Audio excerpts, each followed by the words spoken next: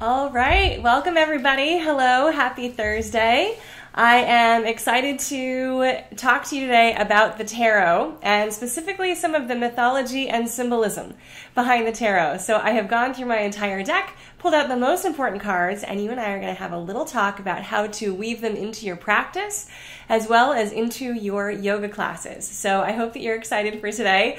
For those of you who I am new to or who have never joined me on a live broadcast yet, my name is Alana Kaivalya, and I am excited and super pleased to be here with you today. I talk about all sorts of things in my live broadcasts, but my focus is on helping you step into your role as a spiritual leader, because I know that you are far more than just a yoga teacher. Most of the people who watch me and hang out with me are yoga teachers on some level, but even if you've been through just a basic training or you've been teaching for years and years, I know that you are far more than just a yoga teacher, because that is the role that people are asking us to step into. People are asking us to step into a bigger role of spiritual leadership, and I know that because of some of the questions that they ask.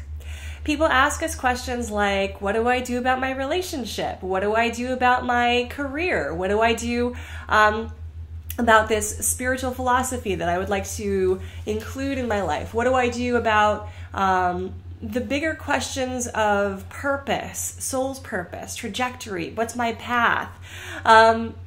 These are the things that our students are asking us. Raise your hand if that's the case. I know that certainly has been the case for me in the last 20 years that I've been teaching yoga. I imagine that is also the case for you. And the reason for that is because people don't really have a place to go to get those questions answered.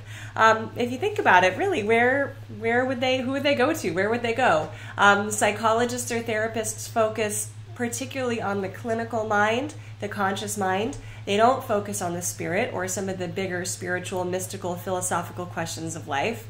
Your friends might have great advice, but they are not necessarily spiritual leaders, and so wouldn't necessarily know how to guide you to the next realm of being. So you and I, as yoga teachers, are primarily poised to step into our roles as spiritual leaders, which actually requires us to have a greater body of knowledge than simply yoga. And I know that feels strange, because yoga should be the silver bullet for everything. Yoga should have all the answers for everything, but it doesn't. Yoga solves some of the problems, many of the problems, but it doesn't solve all of the problems. And I want you to be able to have the toolkit that you need to be a spiritual leader, and to have the confidence that when you answer questions for people, that you are giving them really good and solid answers from a different place than anyone else could get answers for them. What I mean by that is friendly advice will come from friends, and they can get those friendly answers from friends. Medical advice will come from doctors, people who are trained in the medical profession. Psychologists and counselors will give advice in terms of psychology, again, that conscious mind, that more ego mind. But we can give advice on the level of spirit and the level of soul. You and I are experts at soul and spirit. So that is where you and I can round out the needs of modern day people. We can fill in this giant missing gap that is not currently being served by becoming modern mystics. So the mystics of old, the ancient mystics back in ancient Greece, ancient Rome, ancient Egypt, they had a lot of tools in their toolkit too. Okay, so they had physical practices similar to the way that you and I have asana. They had energetic abilities to work with people similar to the way that you and I might use a therapeutic application of the chakras. Every mystical practice had an astrology, a form of astrology. So I also teach you how to become an astrologer in many of my Modern Mystics courses, which I want you to check out. Because again, you and I have a different scope of practice, a different scope of work. We need to get our answers from other places that people aren't going to be getting answers from. So astrology is one of the ways we do that. And every single mystical tradition throughout history has had a form of divination, a way to get answers from spirit now. And the divination form varies based on the culture and the location. So I want to talk about the form of divination that we use as modern mystics, which is the tarot, and why it is the most relevant and appropriate form of divination for us today. So I did talk about this a little bit last week, so you can also go back to last week's live. I am here every week. And I want to just kind of ease anybody's mind or ease anybody's fears around divination, because divination can be a scary term. It has a bit of a stigma around it. This isn't a scary or weird thing. This isn't something that anybody has, everybody throughout history has had these practices. What divination does is it does not access anything outside of you. Okay, so we are mystics. This is a mystical practice. As mystics, we look inside for the source of our inspiration, for the source of our greatest answers. We're not looking outside. And our psyche is capable of feeding us a tremendous amount of information and wisdom. We just have to know how to look and how to get that information. So the psyche in a general way is divided into 3 different parts. We have our conscious mind, which is the part of you that's interacting with me right now. Your ego mind, the mind that is able to navigate the world on a day-to-day basis, that's your conscious mind. It's actually a very small part of your psyche, the totality of your psyche. We have the unconscious mind, which I like to call the soul. This is the deeper part of you, the part of you that contains your deep emotions, your deep felt sense of intuition, your gut feeling. This is the part of you that contains also your triggers and your complexes, which are also the source of your greatest gifts. Then we have the higher mind. This is the higher mind that is tapped into the resources and wisdom of the source, of the universe. Okay, and we have a connection to that. Your higher mind is what I like to call the spirit. So this higher mind is able to give you divine inspiration. So when you hear that cosmic voice coming to you that says, go right, it's certainly not your conscious mind, because your conscious mind says go left. And maybe even your gut says, I'm scared, I don't know what to do. But there's some form of inspiration that says go to the right. That's the higher mind, that's the spirit mind that I'm talking about. And that is the type of mind within our own psyche that we access through forms of divination. Now, it's important that we utilize the appropriate form of divination. The tarot deck, in this case, was it actually, despite its rumored history, the true history of the tarot is that it was created really in the Middle Ages in Europe. So we don't actually see the first set of tarot cards until about the 1300s. And it was a playing card deck. It was not used as a form of divination. So they were playing games with it for hundreds of years. But over those hundreds of years, the actual figures and the shapes and the imagery of the tarot deck evolved to suit what you and I are used to seeing as Western people, as modern Western people. So the images of the deck, the mythology of the deck, it suits what you and I have already buried within our psyche. So it's really important that we apply the right tools to the right psychology or the right psyche, right? So this gets a little tricky because you and I are yoga teachers, and yoga is an Eastern practice. Well, part of the reason why we need to augment our modern day experience as spiritual leaders is because of this, because yoga comes from the East, our psyches come from the West, and so our psyches will respond to different things. It's not always going to respond to things from the yoga practice. And so in order for yoga and the practices of spiritual evolution to work, we need to make sure that we are applying the right things to the Western psyche. This is one example. So because this tarot deck was developed by Western culture, and because it has the images and the mythology of Western culture, it activates our psyche. We resonate with it. That's why this deck is so cool and important.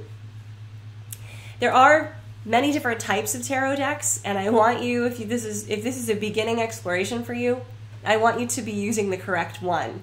Not all tarot decks are created equal, and I'm certain of this. Not all tarot decks are created equal. Some are actually more beautiful than this deck that I will encourage you to use. Some may actually have more visual interest for you, but it doesn't mean that they will work on your psyche, and it doesn't mean they will work in a mythological sense. And what the forms of divination that we use do is they speak back to the mythological nature of the psyche. And your psyche is mythological. You know that because every time you dream, it's not a linear story. It comes with these fantastical notions and concepts and ideas. Your dreams are mythical. Your dreams come right from your unconscious. So your psyche is mythological in nature, which means you need a mythological way of speaking back to it and having it speak to you. You want to use something that is in accord with the language of the psyche that is already there. That's how you create the bridge between the parts of you that are known and the parts of you that are unknown. And my friends, that is yoga. When we're able to create a bridge between all the parts of our psyche, when we're able to create a bridge between the conscious and unconscious parts, between the higher mind and the conscious mind, the unconscious and the conscious mind, we are creating a form of yoga. We're joining the parts that are otherwise not joined. Yoga is a psycho-spiritual state. It is a state of your psyche. And so creating these bridges and these forms of communication is of utmost importance. And there are many ways that I teach you to do this, and one of the big ways is through the tarot deck.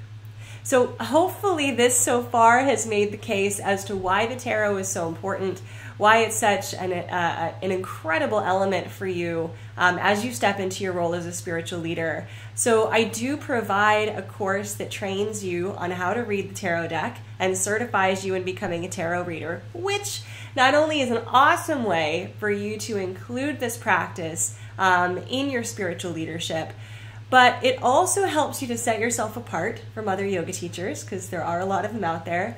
It also gives you an additional stream of income, which, yay, is awesome.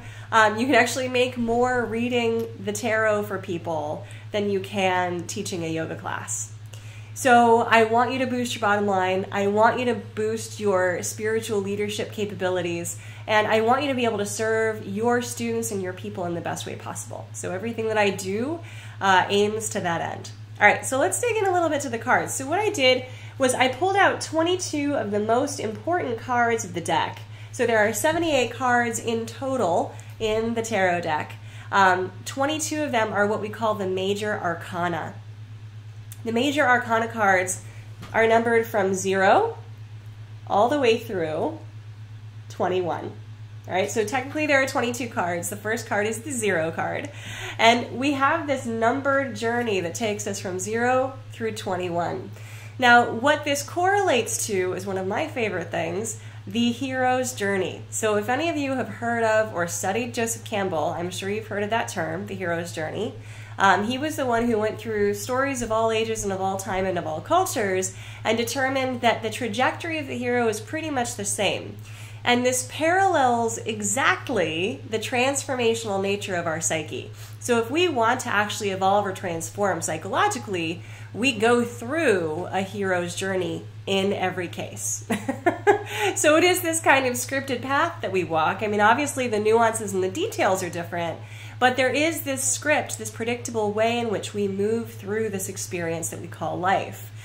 So it is encoded here in the major arcana, and I want to show you just a couple of cards from this. So the 0 card is called the Fool, and you can see he's got his little white dog nipping at his heels. By the way, the name of this deck is called the Rider-Waite deck, and I'll put a link for it below. So for those of you who are with me live on Facebook or YouTube, that link will be below. For those of you on Instagram with me, that link will be in the bio. So this is the Rider-Waite deck. You can see the little white dog here nipping at our friend's heels, and he's kind of looking off excitedly over to one side, right at the edge of a cliff.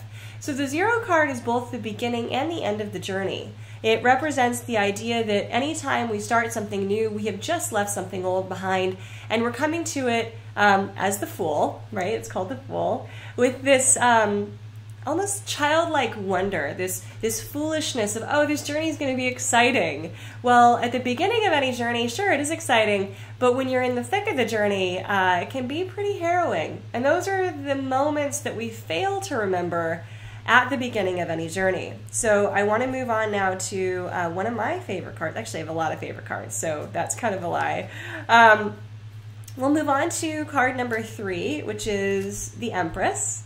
You can see this lovely lady here. She's got this beautiful robe that has these gorgeous pomegranates on it, and this little heart-shaped box here. I like to think of it as a box of chocolates. Maybe it's not, but it's got the symbol of Venus there. Her crown has a bunch of stars in it, and those stars number 12 for each one of the 12 signs of the zodiac. And then she's got her beautiful scepter with the little globe at the top and the forest behind her. Now, the Empress is a woman who is pregnant with possibility. So she's literally pregnant in this picture. She's about 5 months pregnant. She's not quite showing, but we can sort of tell that there's a big glow about her. And for any of us who pull this card, it represents this idea that we are, I like this word, fecund. We have this fertile ground within us and around us in order to create something that is really beautiful and ours alone. We are creating our empire in this case, and it's still just the beginning of the journey. So let's move on a little further, and I'll move on to card number 9 is kind of beautiful. It reminds me of Gandalf, for those of my Lord of the Rings fans out there. So this is the Hermit. Card number 9 is the Hermit. These cards all also correlate with astrological signs and symbols. This is the Virgo card.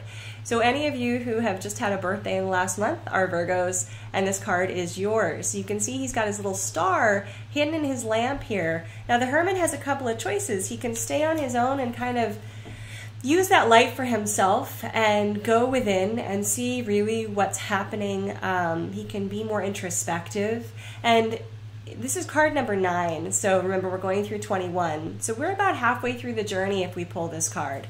And at that point, you do either want to be introspective and figure out, like, is this journey right for you? Are you doing the right things? Are you on the right path? Or you're using the wisdom that you've gained, which the wisdom is that light, and you're moving forward. You're starting to come out of your hermit introspection and move forward further into your journey. Now, I want to show you a scary card. So many of us have heard of lucky number 13, which is actually funny because, you know, we often think of 13 as not a lucky number. And one of the reasons is because of the tarot deck. So the card number 13 is the Death card. Now, the Death card looks frightening, right? We've got the Grim Reaper here on horseback with his black and white flag. And there are people in front of him. There's actually 2 children in front of him, as well as a priest. And then underneath the horse is a dead body. And then off in the distance is a sunrise. So I think us as yogis are a little more comfortable with an image like this because we have in our yogic mythology the form of Shiva. And Shiva is the god of death and destruction. And that's often very unrecognized and unknown and frightening for us as Westerners because we don't really have an equivalent in our Western psychology and our Western mythology.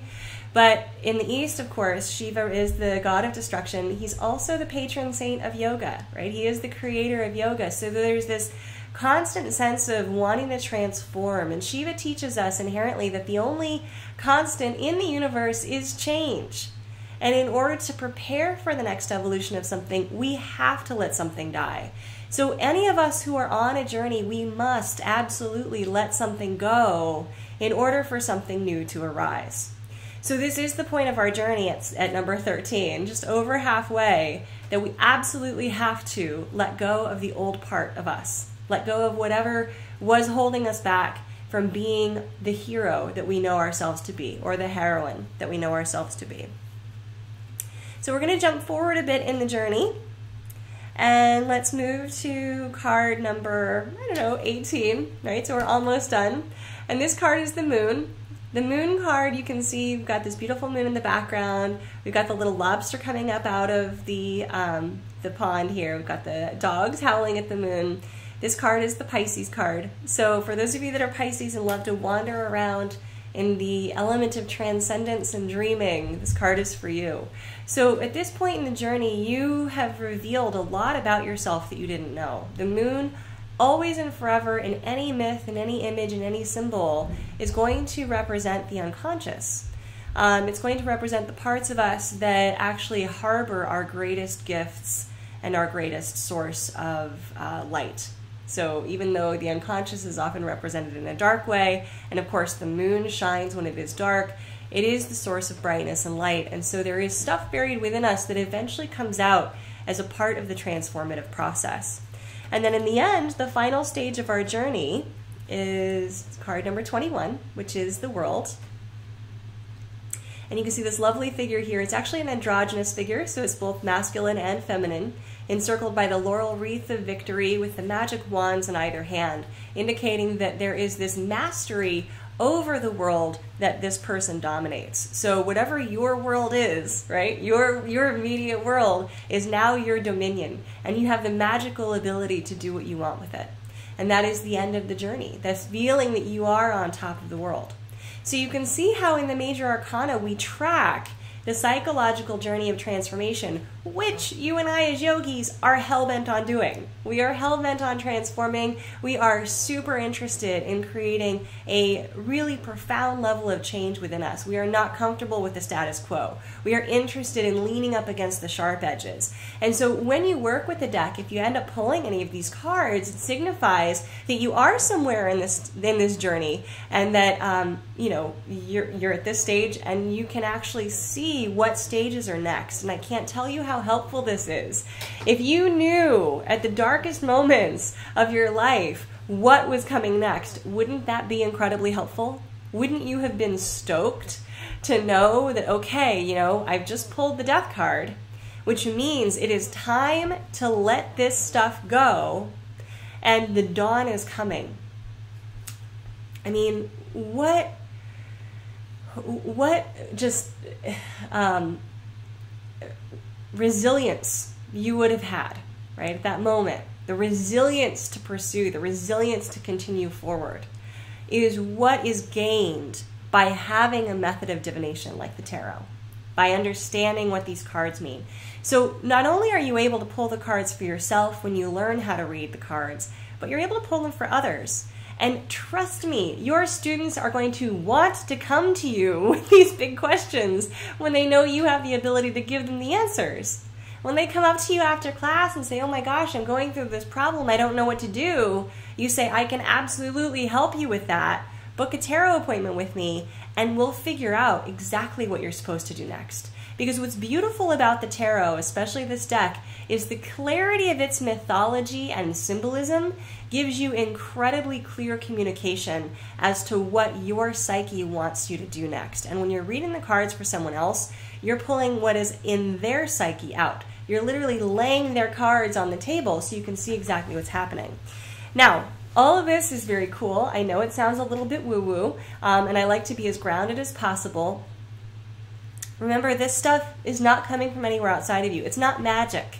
It's not magical. It's you. It's mystical, meaning it's coming from within you. There's a part of you that knows how to do this. There's a part of you that knows how to pull the correct cards that you need to see. And then there's a part of you that will recognize in the symbols and mythology of the deck exactly what's happening there. So for those of you that have enjoyed this live broadcast and are inspired to learn more about the tarot, I want to give you a way to do that. I have a free training that takes you through the symbols of the tarot to get you started with working with the deck, and talks to you about how to weave those into your practice and into your classes. Again, already giving you a leg up on everybody else out there, so that you can actually signify to your students really strongly that, yeah, you are a spiritual leader, you're ready to lead them through their journey of transformation, and you have the tools and the skills to do that. So I'm going to put that link for you either in my bio on Instagram or below me in Facebook and on YouTube, and that is going to take you directly to the free training where you can sign up, learn all about the symbols of the tarot, and start on your own tarot journey. Because again, as modern mystics, we need to add to our repertoire the things that our students need from us, so that we can actually guide them into their spiritual journey and transformation.